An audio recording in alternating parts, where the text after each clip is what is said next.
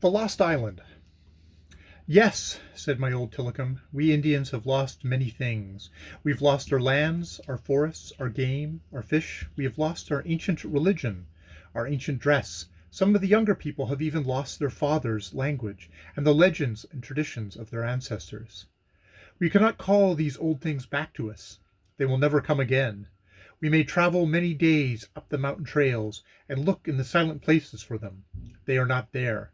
We may paddle many moons on the sea, but our canoes will never enter the channel that leads to the yesterdays of the Indian people. These things are lost, just like the island of the North Arm. They may be somewhere nearby, but no one can ever find them. But there are many islands up the North Arm, I asserted. Not the island we Indian people have sought for many tens of summers, he replied sorrowfully. Was it ever there? I questioned. Yes, it was there, he said. My grandsires and my great-grandsires saw it, but that was long ago. My father never saw it, though he spent many days in many years searching, always searching for it. I am an old man myself, and I have never seen it, though from my youth I, too, have searched. Sometimes in the stillness of the nights I have paddled up in my canoe. Then, lowering his voice, twice I have seen its shadows, high rocky shores, reaching as high as the treetops on the mainland, then tall pines and firs on its summit like a king's crown. I paddled up the arm one summer night, long ago. The shadows of these rocks and firs fell across my canoe, across my face, and across the waters beyond. I turned rapidly to look. There was no island there, nothing but a wide stretch of waters on both sides of me, and the moon almost directly overhead. Don't say it was the shore that shadowed me, he hastened, catching my thought. The moon was above me. My canoe scarce made a shadow on the still waters. No, it was not the shore. Why do you search for it? I lamented, thinking of the old dreams in my own life whose realization I have never attained. There is something on that island that I want. I shall look for it until I die, for it is there, he affirmed. There was a long silence between us after that. I had learned to love silences when with my old Tillicum, for they always led to a legend. After a time he began voluntarily. It was more than 100 years ago. This great city of Vancouver was but the dream of the Sagali Tai, God, at that time. The dream had not yet come to the white man. Only one great Indian medicine man knew that some day a great camp for palefaces would lie between False Creek and the inlet.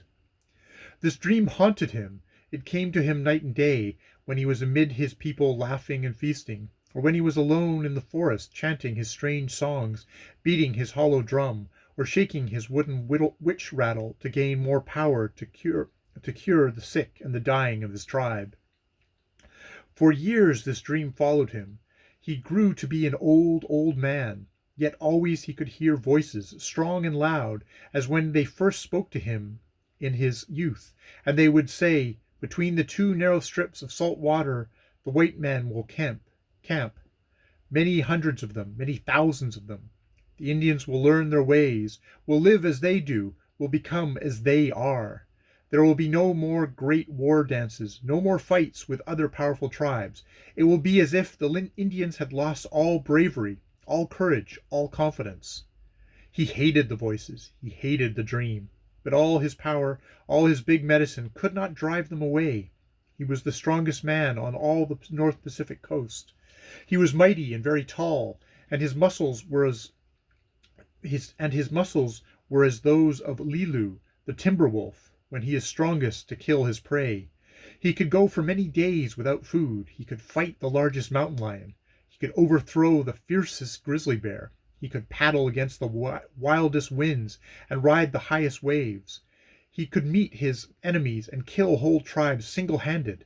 His strength, his courage, his power, his bravery were those of a giant. He knew no fear.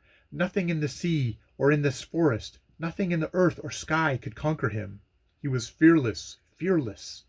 Only this haunting dream of the coming white man's camp he could not drive away. It was the one thing in his life he had tried to kill and failed. It drove him from the feasting, drove him from the pleasant lodges, the fires, the dancing, the storytelling of his people in their camp by the water's edge, where the salmon thronged and the deer came down to drink of the mountain streams. He left the Indian village, chanting his wild songs as he went. Up through the mighty forest he climbed, through the trailless deep mosses and matted vines, up to the summit of what the white men call Grouse Mountain. For many days he camped there. He ate no food, he drank no water, but sat and sang his medicine songs through the dark hours and through the day. Before him, far beneath his feet, lay the narrow strip of land between the two salt waters. Then the Sagali gave him the power to see far into the future. He looked across 100 years, just as he looked across what you call the inlet, and he saw mighty lodges built close together, hundreds and thousands of them, lodges of stone and wood, and long straight trails to divide them. He saw these trails thronging with palefaces.